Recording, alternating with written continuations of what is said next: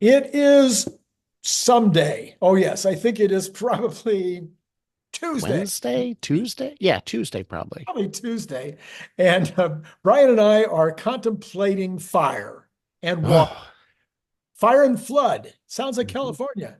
Sounds biblical, but fire is the sign of a civilized species. So Yeah. I think we can control it. All right. So there was a flood. I'm sorry. I shouldn't be making any fun of what the people in the East Coast are going through right now. But there was a bunch of water, in Florida, and it was creating all kinds of problems. And in some cases, that was salt water that was a problem.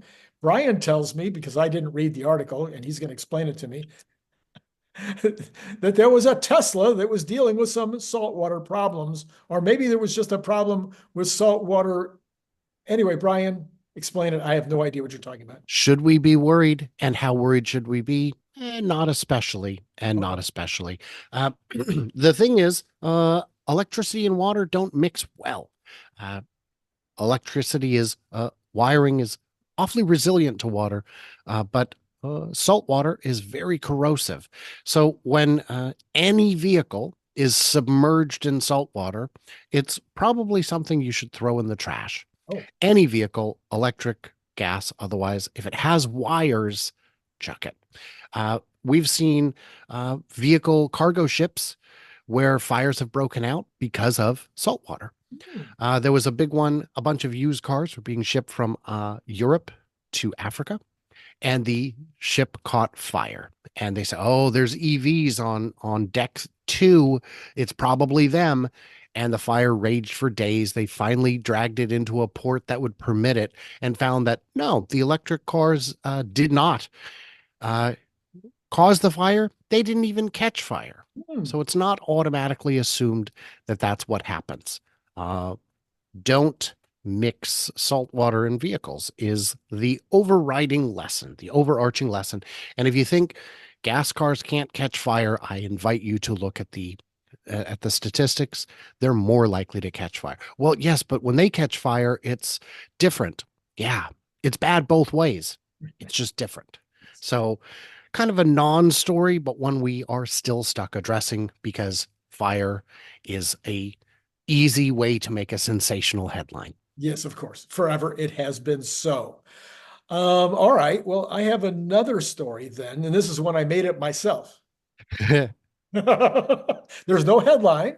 This is not appearing anywhere, but it has Uh-oh. to do with the fact that I think auto margins for Tesla, not only have they bottomed, not only are they going to start increasing, not this quarter necessarily, but probably in quarter four, but they're going to increase a lot. And so I've come up with a bunch of reasons why, and maybe you'll think of some other ones along the way, or agree with me or disagree with me. I just kind of want to test it against what your theories might be. So here I go. Number one, the FSD take rate will be much higher as soon as, well, it's just going to get higher and higher and higher as FSD gets better and better and better. Read an article the other day that said that there's some evidence at least that the take rate is already up 10 or 15% above what it was. But as the take rate of FSD gets higher and higher, it results in a very, very substantial increase in profits on the vehicles. Absolutely correct. Here's the thing.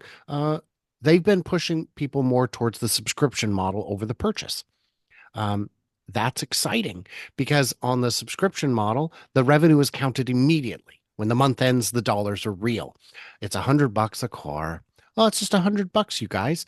Hey, GM ain't making $100 a month off the cars that they sold a year ago or 10 years ago, even in parts. Even in parts, they're not making that kind of money. So, right there, any car that does that is going to be a big deal. And I agree that take rates are going to climb. If you'd have asked me, maybe 8 months ago, would I subscribe to FSD? The answer was no, because I was on 11. V11 was not a benefit to me. It was no value. I'll use autopilot on the highways, but in town, this is not worth it. Now that I'm on 12, specifically 12.54, it is something I cannot see going without. And whether that means I should continue subscribing or just purchase it outright. Either way, that money's coming in. And one thing I would add to that is the verbiage has changed. It no longer says full self-driving. It says something else. It's not supervised. It's something there's some phrasing in there that leads me to believe they might be able to count it in full now for new purchases, not necessarily the purchases they made. And we still have at least $1 billion, maybe two, of deferred revenue from already sold FSD. And as it continues to inch towards completion, more and more of that revenue is counted. And for a lot of it, those cars have been decommissioned. Maybe they were crashed. Maybe they were sold out of country. I don't know. There are a number of reasons why. No, I guess it would just be end of life that would count. But any vehicle that's reached end of life, that that should be counted. It's counted. Yeah, because it's done. That vehicle's done. You've had So the cash. yeah, so the FSD alone can add thousands in margin per vehicle. And I agree the take rate will increase. And the way the take rate will increase is the same way sales have increased, butts in seat, word of mouth. People will get used to telling people about it. And the people who are more likely to buy because of FSD are more likely to buy a Tesla. If you're all about the ADAS, you're not going to go out and buy a base model RAV4. It's not the same.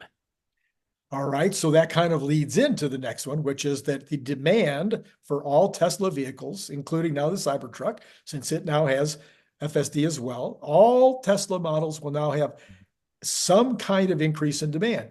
Will that be a 1% increase in demand, a 5% increase, of 20%? But it will be people that you just mentioned that if they're interested in being chauffeured rather than driving themselves, they're going to have one real vehicle that does it all.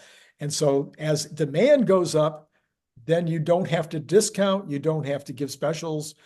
You can even raise the price as it gets better and better. So just the fact that you're selling more vehicles and you're not having to discount them will, again, have a very big impact on the margins. Have you ever tried to purchase a used car where there was some specific feature you just absolutely had to have, and you had to weed through the listings to try and find, does this one have the third row or the power door or whatever it is you might need? You don't have to do that with a Tesla. You just need to make sure that it's newer than, I don't know, 2018, 2017, and then just subscribe. And you don't have to worry about it. Well, what if but what if the car only lasts me a few years?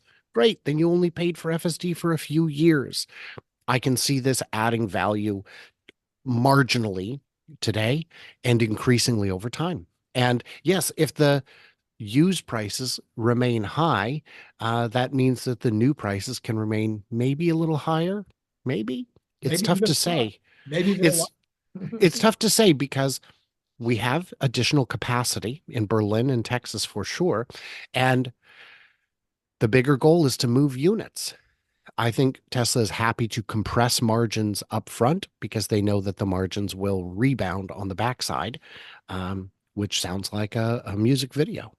But then if they do increase the amount of vehicles being produced and hold the margin itself per vehicle stays the same in terms of okay, if the sell side of the price stays the same, but now the cost goes down because you got more throughput, you'd still get greater margins. So either way, you're going to get greater margins.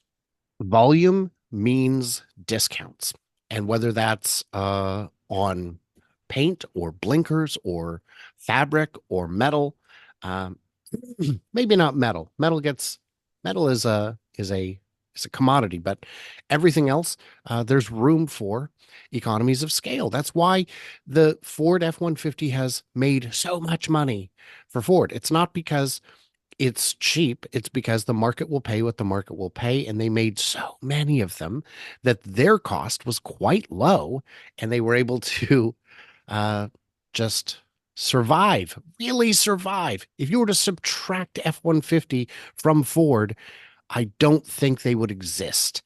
And unfortunately, without a real rethink of how their business is done, That's what's happening. So we'll see how that plays out. So 4680 batteries are ramping, rapidly ramping, looking like it'll be a major ramp, but let's just assume that it continues to ramp at this current level.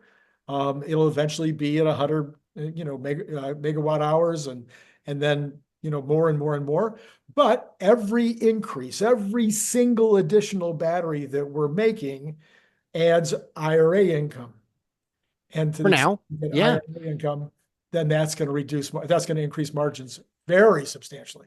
So gigawatt hours, not megawatt hours. Yeah, Yes, yes, yes. No, I'm just making sure because in the comments, you know how people can be. I know. So, yeah, if you're, for those who don't know, the battery manufacturer gets 35 bucks per kilowatt hour. If the Cybertruck only has a 100 kilowatt hour pack, and I think it's a little over 120 maybe, that's 3,500 that Tesla gets on the back end just for making the battery. You put it into a pack, you get another 10 bucks a kilowatt hour. That's 4,500 bucks that Tesla gets paid. It's more like $5,000, 5,200 that Tesla gets paid for every Cybertruck they make. Ford is not getting that benefit. Rivian is not yet getting that. They will get some of those benefits. They're probably getting the $10 to make the pack, but not the $45. And if depending how the election goes, that credit may continue into the future, but it's not certain enough for the other guys to build new factories, which is a real sticky position to be in because business likes a predictable future. It's really tough. I can't expand my fast food empire if I believe that in 3 months' time or a year's time, fast food will be outlawed or they'll slap a 30% tax on fast food. Right. It destroys the business model. I can't do it. And as you and I have discussed, if this ramp keeps going, if the lithium supply gets cheaper due to the Corpus Christi factory, if all these stars align, the dry cathode makes the production process cheaper and simpler. If all the stars align, if we can get from the $80 to $90 a kilowatt hour we're paying now down to $45 a kilowatt hour, the batteries are free. Yes. So then we have the Cybertruck being fully ramped. So we've heard that the every single quarter the margins are getting better. They may Mhm. have been losing money per vehicle in the first and second quarter. They might be breaking even now, but they'll be making money in the fourth quarter and be making more money in the first quarter of next year. So as those margins get better and better and better, it's less of a drag on the rest of the margins. So it increases the overall margins. So Tesla famously doesn't like to sell cars at a per unit loss. When Tesla said they hoped to they could be profitable by the end of this year, they didn't mean on a per unit basis. They meant on the whole shebang. Sandy Munro said the tooling for the truck is so simple, it could be literally 300 bucks a truck is Mm, what the tooling cost is because those machines are very simple and well understood. The only parts that are revolutionary are things that Tesla themselves pioneered, the gigacastings, the structural battery pack. So all of those things, and seats, we know how to make seats. So all of that helps. I believe that they've been profitable on a per unit basis since after the first month. And we're still at the 100 or $120,000 price point. And I certainly thought that that would have ended by now, but instead they just add another market. You know what? Let's get them into Canada. Let's get them into Mexico. I don't know if you saw this week, there was footage of the delivery event in Mexico for first official deliveries, and there was a lot of them. So, but Mexico's a poor country, right? All poor countries have rich people in them. oh, yes. And especially if you're using it as a business tool, the cost is less relevant because you put a wrap on it with the name of your company and you get a lot of publicity. You get 1,000 a month minimum in ad dollars. That's close to your payment.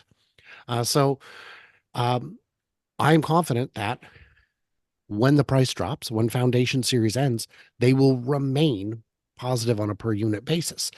And and like you said, the ramp continues. The ramp appears to be going well, and As it ramps, the prices keep dropping.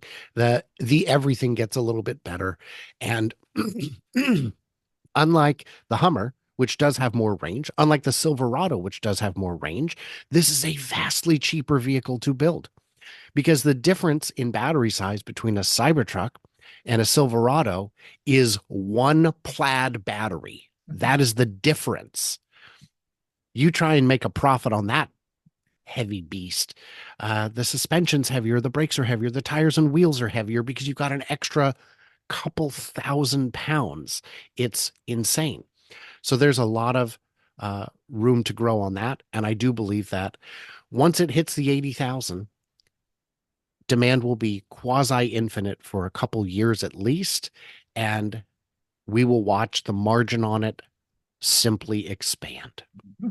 And then number 6, normal reductions in overall cost of goods due to ongoing improvements, just the normal thing. That's one. That is one. Tesla's very good at that in ways that other companies aspire to and some actually achieve. If you look at my production numbers, if I see one factory appears to be running the same as it ran last quarter, I assume 2% more production. When it comes to the financials, which I don't do, I assume the same cost improvements. There is no longer a supply crunch. If a manufacturer is still blaming the supply chain, it's on them. They are pretending that their incompetence is somehow someone else's fault. The supply chain has room to get a little bit cheaper, especially now that overall auto sales are a bit down. That means there's excess capacity in the market. And for a lot of these parts, Tesla gets better pricing because when they place an order, they execute. Their orders go through, where a lot of them don't. And Tesla can be difficult in the ways that they push their supply chain. But Tesla also uniquely will send their engineers into the supply chain to find it. This module, why is it so expensive? Well, that's just our cost. Can we send some engineers to figure out why it costs that and share the savings? Yes, you can. So that's something that Amazon does as well. It works. Then we have the fact that the Model 3, which was also on the changeover to the new Model 3, that will also is probably at this point probably at 100% margins after being a drag on profits in the first and second quarter. You mean it's back to full margin? Yeah. Because 100% margin would be fantastic. I meant yes. You're back to where they were. It is a cheaper car to build than the one it replaced, but it is being sold at about the same price. Right there means more margin. And I would agree that enough time has passed that any inefficiencies in the ramp are past. So I think that is a reasonable contributor to margins. And then if we still have to have interest rate deals, the lower interest rates that are now going to be happening nationally and internationally, those lower interest rates will help to reduce that particular cost as well. Beautiful. So I'm a manufacturer and I want to have a Toyota-thon. I'm going to offer 1.99% financing. How can you do that? Rates are higher than that. I'm just going to pay the difference. Well, if I wish to extend Toyota-thon into this month, now that rates are lower, it means that the amount that I have to pay is less. Those low interest deals, these markdowns we've seen, those are all contributors to a diminished margin. To what extent, we don't know. I think, like you were saying earlier, this quarter may not reflect all these big improvements, but Q4, Q1, Q2, Q3 of next year, they will become more apparent. And I think that's absolutely correct. The requirement to offer crazy incentives is diminished as interest rates normalize. Right. And then we have the negative impact. So those are the positives. And I think all those positives are going to add up to getting us really close, maybe in the first quarter, certainly by the second quarter, getting close to those 25% margins again. But you also have the negative impact. So you've got the ramp of Juniper, the ramp of the Model 2.5, and the ramp of the Cybercab. So all during the course of the year next year, all three of those are going to be temporary drags until they get up to speed. Yes, that though all true, true, true. You got them all. Um, I believe that Wall Street is able to see past that and recognize we have a low quarter because of retooling for Juniper or because of uh, tooling for the other things. It's understandable. Having the fat margin that we're enjoying today uh, blunts some of that pain. But I think analysts are capable of recognizing that those are short-term draws. Okay, so did I miss any positives or any negatives that you can think of off the top of your head? Shiny, shiny, Randy. I heard it. I heard it. Better than anything else that starts with that sound. So yeah, let me think. Not really. There are they could add more colors, which would bump up the margin, but we don't see them doing that. We haven't seen any evidence of that. There could be licensing deals. We haven't seen any evidence of that. And they wouldn't start paying out until they start delivering. So I don't think that's it. Any margin upside, I think, and I hate to say this, Randy, I think you No. got it. Okay, all But right. in the comments, tell us, what did Randy forget? Because this guy. Could happen, could happen. But as long as you're agreeing with me so wholeheartedly, I think we should stop now. That's smart. Well, listen, folks, sometimes the guy joining me today says things that are extremely funny. Sometimes he says things that are extremely wise, and usually not in the same minute. But No. you could get a minute here and a minute there by going and watching his channel. So I think you should definitely do that. If this is Tuesday, then yesterday we had a mind-bogglingly interesting show with Brian Wong and Brian White. And so they were both Wong and White at the same time. And that was along with Bradford Ferguson, I think, because we don't know. We're going to shoot it in just a few minutes. And it was on the subject of what in the world is going on in Shanghai? And I'll leave a card right here for that. And then Patreon is calling. Those guys over there, they need the money because they get like, I don't know, 15% of the money that you give us goes to them, and they're crying for money. So if you'd like to support Patreon, then just go over there, send about $3 to Brian and $3 to me, or however you want to break it up. One latte with cream, and I don't know, Brian, I don't go to Starbucks, so I don't know what anything costs. Hasn't been $3 in a long time. All right, I think I'm done. Are you done, Brian? I am so done, Randy. All right, well, then let's stop now before we say something really smart. It's been great talking to you.